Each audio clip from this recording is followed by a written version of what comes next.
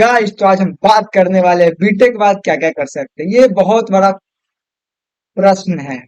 तो अब बीटेक के बाद तीन ऐसी लाइन है उसमें जा सकते हैं। पहला है जॉब, आप जॉब कर सकते हैं, या तो आप हायर स्टडी के लिए जा सकते हैं, या अपनी बिजनेस कर सकते हैं, या खुद की स्टार्टअप। बिजनेस एडमिन जो पापा का है उस पे जा सकते हैं, या अपना सेल्फ स्टार्टअप। तो इस पे डिटेल हम बात कर रहे होंगे। स्टार्ट करते हैं जॉब से, फिर उसके बाद हायर स्टडी, फिर बिजनेस पे जाएंगे। तो जॉब की बात कर रहे हैं। आप जॉब तीन सेक्टर में कर सकते हैं, या तो वो प्राइवेट सेक्टर,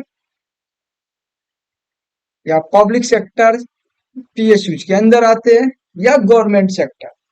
अब तीन सेक्टर की डिटेल में अलग अलग बात करेंगे। तो स्टार्टिंग करते हैं प्राइवेट सेक्टर से। प्राइवेट सेक्टर में तीन होती है, एक टेक, दूसरा नॉन टेक, और तीसरा कोर। इस तीन को फिर अलग अलग अभी बात कर रहे हैं। स्टार्ट करते हैं टेक से। तो टेक में दो कंपनी होती है, एक प्रोडक्ट बेस्ड कंपनी और दूसरा सर्विस बेस्ड कंपनी। अगर आपको प्रोडक्ट बेस्ड कंपनी में जॉब चाहिए तो आपको डीएसए में ग्रेड बनना होगा, मतलब काफी हद लेवल तक मेहनत करनी होगी। और सर्विस बेस्ड कंपनी में काम करनी है तो डीएसए कंप्लीट होना चाहिए, और एप्टीट्यूड उस पे अच्छा खासा नॉलेज होना चाहिए। That's all। अगर आप प्रोडक्ट बेस्ड कंपनी की बात करें तो वो है Google, Microsoft, Paytm, Facebook, Netflix, डिशो, Oracle, PayPal, Intel, Apple, Salesforce, और भी सारे कंपनी है। मैंने इतना कंपनी का नाम यहाँ पे लिखा है कि आप समझ सके। अगर प्रोडक्ट बेस्ड में आपको जॉब लग रही है तो एवरेज पैकेज की बात करें तो 7 से 8 लाख होती है। मैक्सिमम पैकेज आप 40-50 लाख क्रैक कर रहे होंगे। और सर्विस बेस्ड कंपनी की बात करें तो इसमें टीसीएस आती है, इन्फोसिस आती है, टेक महिंद्रा, कॉग्निजेंट, विप्रो, ये सब आप जानते होइएगा क्योंकि all you have to done BTech, Capgemini, Mindtree. अब इसकी बात करें तो एवरेज पैकेज 3 से 5 लाख लग रही होती है, और मैक्सिमम पैकेज 10 से 12 लाख लग रही होती है। अगर आपका नानपुर ब्रांच है तो आप आसानी से इस कंपनी सब में क्रैक कर रहे होंगे।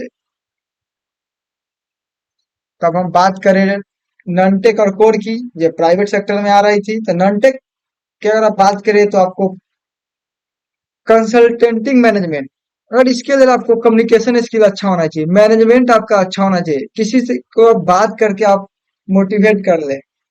That's a important role to job in non tech. क्या बोलते हैं, कंज्यूमर रिलेशनशिप मैनेजर आपको आना चाहिए, बिजनेस को एनालिज कर सके, कहाँ पे किस डाटा पे क्या ऐड कर देंगे तो मेरा ये आसानी से काम कर सके। मार्केटिंग मैनेजर, मतलब आपको आना चाहिए, मार्केटिंग मैनेजमेंट ये सब आना चाहिए। तो आप नॉन टेक में आसानी से जॉब ग्रैब कर रहे होंगे। एवरेज पैकेज की बात करें तो 4 से 5 लाख आपको लग रही होगी। इसी में कोड की बात करें, जो आप सिविल मैकेनिकल इस सब से है, तो आपको स्पेशल कंपनी आ रही होगी जो नहीं कहेगी निशम कंपनी हुआ है कि नहीं हमको कोर को मैकेनिकल वाले की ही चाहिए। तो ये सब कंपनी आप ग्रैब कर रहे होंगे अगर आप कोर में है तो। गोदरेज ये सब कोर के स्पेशल है। एशियन पेंट्स, इसकी एवरेज पैकेज की बात करें तो वो 3 से 4 लाख लग रहे हैं। तो हमने तीन में से एक की डिटेल बात कर ली है प्राइवेट सेक्टर की। अब हम पब्लिक सेक्टर की बात करें, जिसको पीएसयू बोलते हैं। ये 250 प्लस है, जिसमें से हम 8-10 की आज बात करेंगे। इसे आप वेबसाइट पे जाके डिटेल में देख सकते हैं। भारत पेट्रोलियम, पब्लिक सेक्टर जानते होगा, 51% गवर्नमेंट का होता है, और 49% प्राइवेट होती है। इसमें भारत पेट्रोलियम आती है, Indian oil corporation of ISRO होती है, Bharat automation research, well, SAIL, NTPC, DMRC आ रही होती है। ये पीएसयू आप गेट के रैंक पे भी जा सकते हैं। अगर गेट में आप अच्छा स्कोर कर रहे हैं तो आप पीएसयू कंपनी में अप्लाई कर सकते हैं।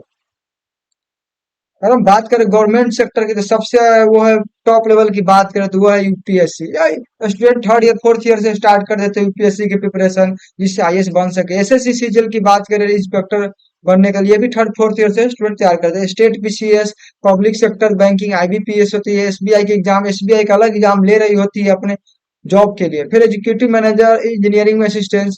फिर देख आप सुन रहे हो कि कहीं पुल बन रहे हैं तो वो अपने इंजीनियर, सरकारी इंजीनियर को बुलाते हैं, ये भी आप कर सकते हैं। फिर साइंटिस्ट, इसरो, डीआरडीओ के लिए भी अप्लाई कर सकते हैं। आप टीचिंग में भी जा सकते हैं।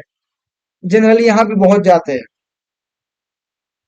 फिर हम बात करें हायर स्टडीज के, तो आप एमएस मास्टर ऑफ साइंस के लिए जा सकते हैं, एमटेक के लिए जा सकते हैं, फिर एमई के लिए जा सकते हैं। अगर आप एमएस आपको करना है तो जीआरई का एग्जाम दे सकते हैं।